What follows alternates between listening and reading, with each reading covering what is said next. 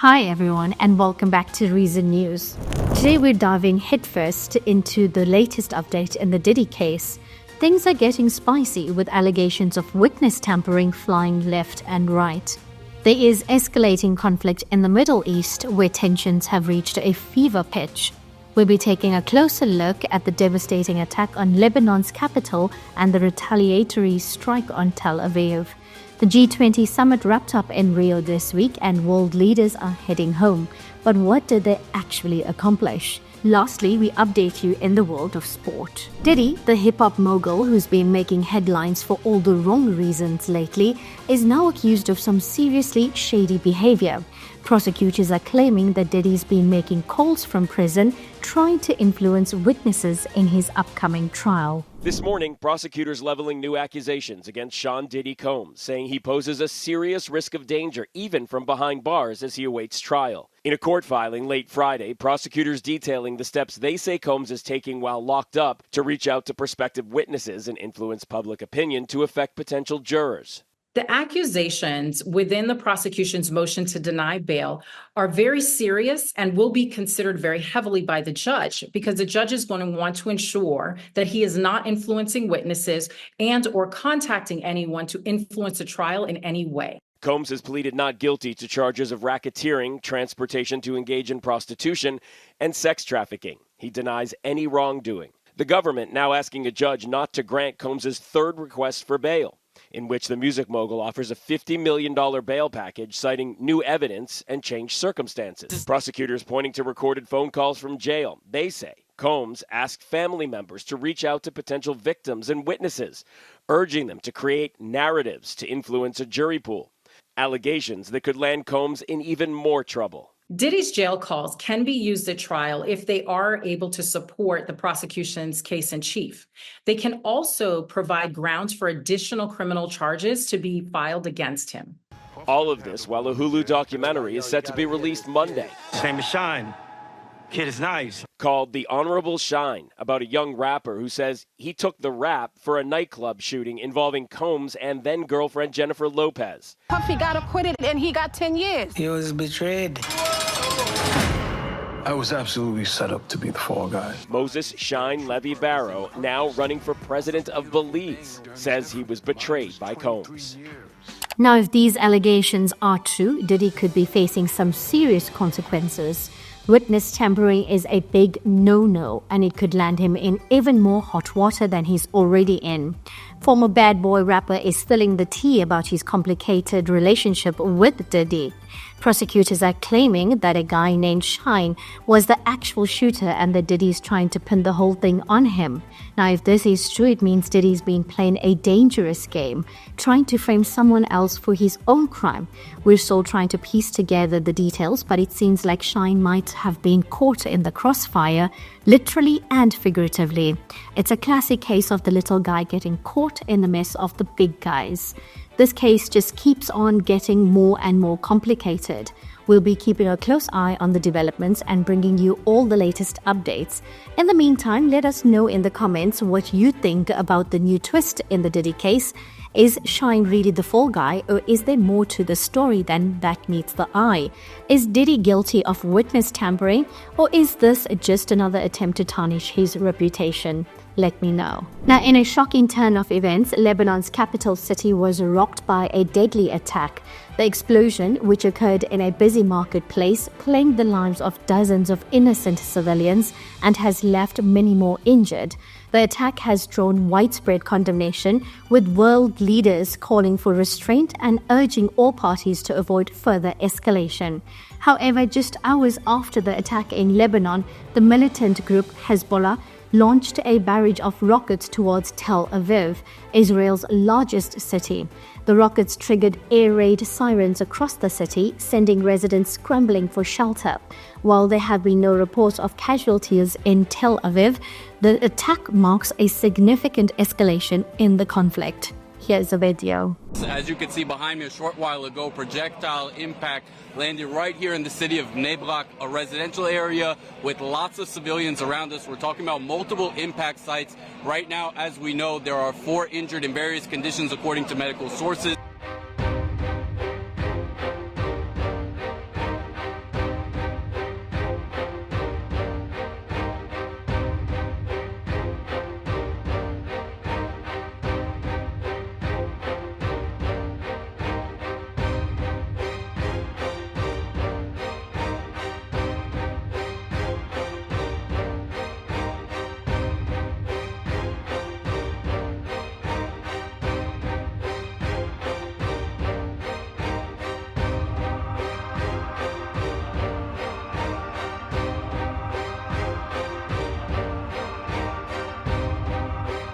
As you can see behind me, a short while ago, projectile impact landed right here in the city of Bnei, a residential area with lots of civilians around us. We're talking about multiple impact sites.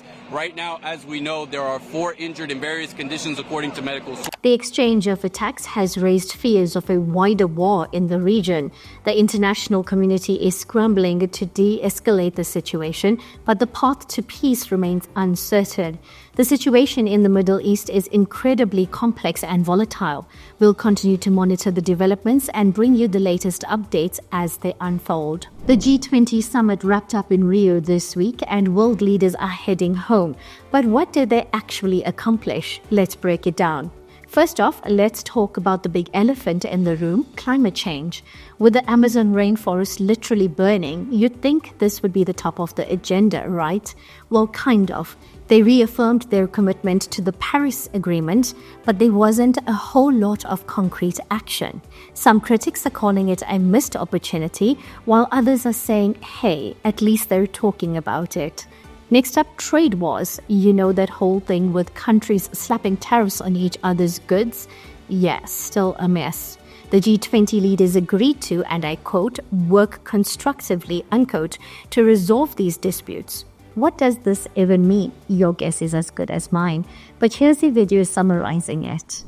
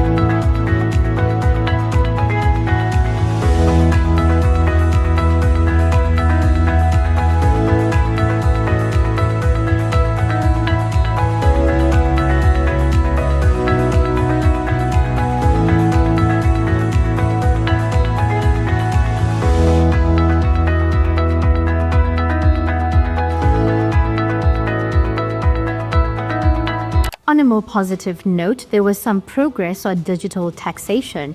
Basically, they're trying to figure out how to tax those giant tech companies that operate globally. It's a complicated issue, but they seem to be moving towards some kind of international agreement. Now an update in the world of sport. South Africa coach Rassie Erasmus paid tribute to the skill and composure of Cheslin Kolbe after the Wings scored 2 tries in the World Champions 29-20 win over England at Twickenham on Saturday. Speedster Spencer Johnson took 5:26 to propel Australia to a 10th 13-run victory over Pakistan in Sydney on Saturday and sealed their 3-match T20 series with a game to go.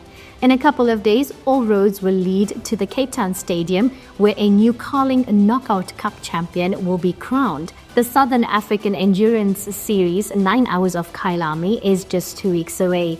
Mike Tyson's controversial return to boxing ended in a one-sided defeat on Friday, with YouTube-turned prize fighter Jake Paul cruising to victory by unanimous decision against the heavyweight icon in Texas.